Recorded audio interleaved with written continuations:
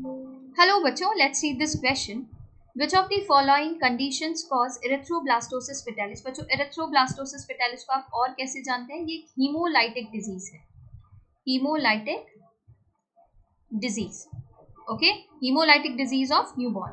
अब यहाँ पर सबसे पहले हम RH फैक्टर की बात करेंगे. ये RH फैक्टर, RH जो आया ना, ये रेसस से आए. RH फैक्टर को सबसे पहले डिस्कवर किया गया रेसस मंकी में, तो वहीं से ये RH आया. अब आप देखते हैं ये जो RH है, ये जो प्रोटीन है, इसको सिंथेसाइज करने के लिए जीन्स होते हैं. ठीक है, अब यहाँ पर हम RH पॉजिटिव और RH नेगेटिव किसको कहते हैं ये भी जान लेते हैं. RH नेगेटिव, RH पॉजिटिव जो होते हैं उनके अंदर डी एंटीजन प्रेजेंट होता है. Antigen present. और यहाँ पर नेगेटिव बोल रहे हैं तो डी एंटीजन क्या होगा? डी एंटीजन, RH एंटीजन ये भी बोल देते हैं, ये यहाँ पर एब्सेंट होगा. ओके, अब इरिथ्रोब्लास्टोसिस फेटालिस कंडीशन कब बनती है?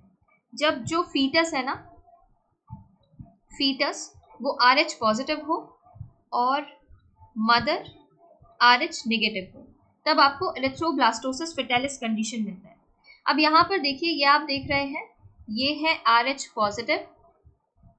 ओके, फीटस है ये RH पॉजिटिव और मदर है RH negative. Okay, maternal blood दिखाया ना. अब यहाँ पर आप देख रहे हैं प्लेसेंटल बैरियर है. जब तक foetus, RH positive foetus RH negative mother के वॉर्म में ग्रो कर रहा है, तब तक आपको कोई कॉम्प्लिकेशन नजर नहीं आएगा. कॉम्प्लिकेशन आपको कब नजर आता है? During parturition. जब पार्चुरेशन के दौरान ये प्लेसेंटल बैरियर ब्रेक होता है ना, तो उस वक्त मिक्सिंग ऑफ ब्लड देखा जाता है. मिक्सिंग ऑफ ब्लड जब आप देखते हैं तो उसमें आप क्या देखते हैं? आप ये देखते हैं जो फेटल RBC है वो कुछ कहाँ गई है? मदर ब्लड के साथ मिक्स कर गई है. ठीक है, ऐसा नहीं है मदर ब्लड भी जाएगा इधर, मदर ब्लड के RBC भी इधर जाएंगे, बट हम यहाँ पर इसलिए बता रहे हैं क्योंकि जो रेस्पॉन्स आने वाला है वो यहीं से आने वाला है. ये दिखाया है ना आपको, ये फेटल RBC है जिसके ऊपर ये हमने एंटीजन दिखाया है, डी एंटीजन और RH एंटीजन. ठीक है, अब जैसे ही ये RH एंटीजन यहाँ पर पहुंचता है, मदर ब्लड कैसा है? RH negative. ठीक है, तो यहाँ पर जैसे ही RH पॉजिटिव RBC पहुंचते हैं, और वो RBC पहुंचते हैं जिन पर RH प्रेजेंट है, RH एंटीजन प्रेजेंट है, डी एंटीजन प्रेजेंट है, तो यहाँ पर मदर के ब्लड के लिए, मदर के इम्यून सिस्टम के लिए, इम्यून सेल्स के लिए कैसे काम कर रहा है? बॉडी के लिए फॉरेन पार्टिकल की तरह काम कर रहा है ना. ये RH पॉजिटिव जिसके ऊपर प्रेजेंट है, RH एंटीजन जिस पर प्रेजेंट है, वो RBC कैसे काम कर रही है? फॉरेन सेल की तरह. ठीक है, अब यहाँ पर इस जैसे ही मदर के ब्लड में ये आते हैं, मदर के इम्यून सेल्स जो होते हैं, B सेल्स, वो इनको रिकॉग्नाइज करते हैं. ठीक है, और यहाँ पर हेल्पर T सेल भी आ जाते हैं. ये helper T cell B cell को ट्रांसफॉर्म कराते हैं प्लाज्मा सेल में, प्लाज्मा सेल्स में. और ये प्लाज्मा सेल क्या बनाएंगे? एंटीबॉडीज. सबसे पहले इनिशियल रिस्पॉन्स है तो यहाँ पर IgM बनेगा. ओके, IgM बनेगा. और फिर आप क्या देखते हैं? फिर ये B सेल और क्या बना लेते हैं? IgG बना लेते हैं. IgG, ये IgG के पास क्या खासियत है? ये प्लेसेंटा को क्रॉस कर सकती है. ठीक है, ये क्रॉस कर सकती हैं प्लेसेंटा. क्लियर है ये चीज? अब आप देख रहे हैं यहाँ पर इम्यून रिस्पॉन्स आ रहा है. मदर का जो इम्यून सिस्टम है, मदर ब्लड में, ये जो फीटस है इसकी RBC पहुंच गए, मिक्सिंग ऑफ ब्लड हुआ, इसलिए यहाँ पर RBC आ गए. ये रहे RBC, फेटल RBC जिन पर RH एंटीजन प्रेजेंट है.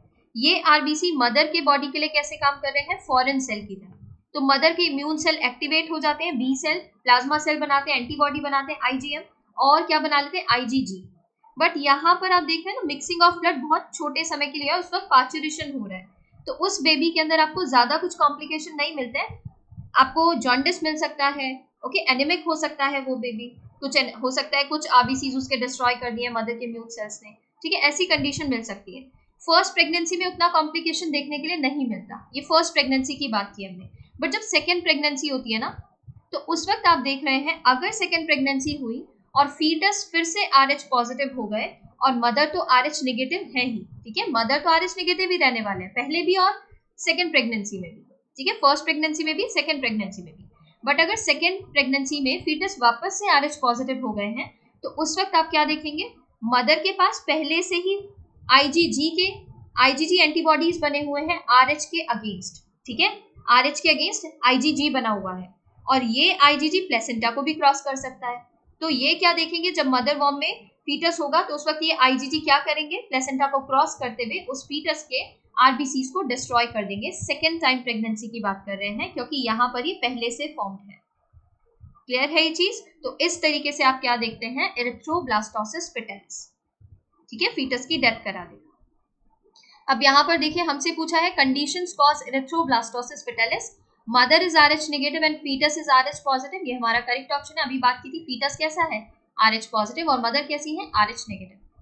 Both mother and foetus are Rh negative. अगर दोनों ही आरएच नेगेटिव हैं तो किसी के भी ब्लड में आरएच एंटीजन तो है नहीं, किसी के भी आरबीसी में आरएच एंटीजन तो नहीं है, तो आपको यहाँ पर कोई इम्यून रिस्पॉन्स देखने के लिए नहीं मिलेगा।